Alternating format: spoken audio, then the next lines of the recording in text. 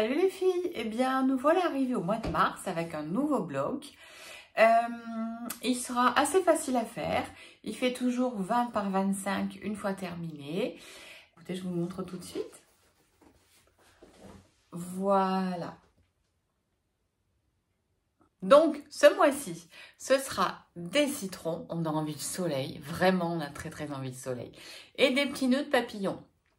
Alors, la taille des pièces, c'est exactement les mêmes que celles que vous avez déjà eues.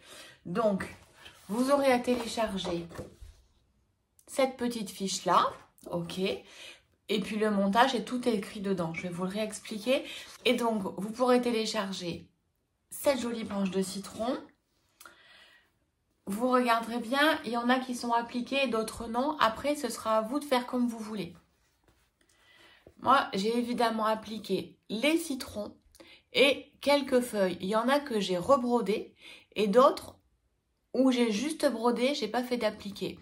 Ça, c'est une feuille que j'ai appliquée et rebrodée dessus. Donc, c'est du point de plume, hein, c'est celui qu'on a vu la fois dernière pour faire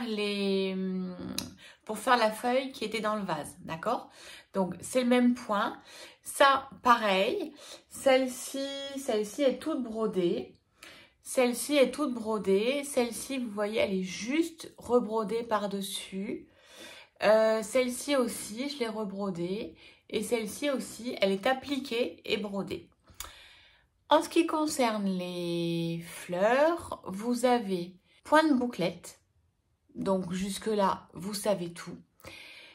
Et, ah ben si, on va faire un nouveau point. Vous avez un point de poste juste au milieu, ici. Donc, on apprendra à faire celui-ci tout à l'heure. Donc, on passera sur la planche. Donc, du point de poste et c'est entouré d'un point de nœud. Donc, petit cours tout à l'heure. Les points de bouclette, ça vous avez déjà vu. Et la branche, elle est faite avec du point de chaînette, d'accord? C'est ce qu'on appelle le remplissage au point de chaînette.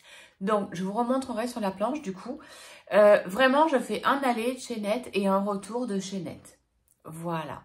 J'ai utilisé du fil variation. Vous voyez, la couleur, elle change d'un endroit à l'autre, en fait, de ma branche. Tout simplement parce que c'est mon fil qui change de couleur. Voilà. Et bien, écoutez, on passe sur la planche, du coup. Alors, je vous montre le point de poste. Donc, ça va être pour faire, en fait, le cœur de nos fleurs de citronnier. D'accord? Donc, c'est un point qui se présente allongé et qui est fait en plusieurs étapes. Alors, vous voyez, là, j'ai tracé plusieurs traits. Je sors d'un côté. D'accord? Je pique là où je veux le terminer. D'accord? Et ensuite, je vais ressortir là où j'ai commencé mon point. D'accord? Ensuite, je passe dessus et je vais tourner 7 fois mon fil, d'accord, autour. 7, 8 fois, tout dépend combien. Vous voyez, il est le long de l'aiguille, ici. Je le serre, mais pas trop, parce qu'il va falloir passer l'aiguille à travers tout ça. Donc, je tire, mon pouce, il maintient bien tous les points qui sont dessous. Je ne sais pas comment vous le montrer, sinon je vais tout perdre. Et là, vous voyez, je le tiens. Mon ongle, en fait, il tient légèrement mes points que j'ai fait dessous. D'accord? Donc là, je tire, je suis au bout, d'accord? Vous voyez? Ensuite, je vais retourner. Donc, vous voyez, ça fait une espèce de boucle. Et là, je vais mettre mon pouce vraiment à la naissance du point et je continue de tirer. D'accord? Et là, on voit mon point se former. Donc là, je vois qu'il y a encore de la tige. Donc, je vais me mettre au bout et je tire avec délicatesse, mais fermement quand même. Et là, ça y est, tout est rentré. Donc, je l'arrête comme ça, sur le côté. Ça marche? Et voilà mon joli point. Vous voyez? Comme ça. Donc, je remontre. On sort au début du point. Je pique à la fin du point et je reviens par-dessous au début. D'accord? Ensuite, je tire mon fil et je vais l'enrouler autour. Alors là, j'ai fait un gros trait. Donc, autant vous dire que je vais l'enrouler une dizaine de fois s'il faut. D'accord? Donc là, que j'en ai fait, vous voyez, comme ça. Vous voyez mon fil là, comme il bouge, il se glisse le long. Donc, je les serre un petit peu, je maintiens avec mon pouce et je vais pousser l'aiguille. Et là, je vais la tirer tout en maintenant avec mon ongle. J'ai eu la très bonne idée de me couper les ongles tout à l'heure. C'est pas très malin.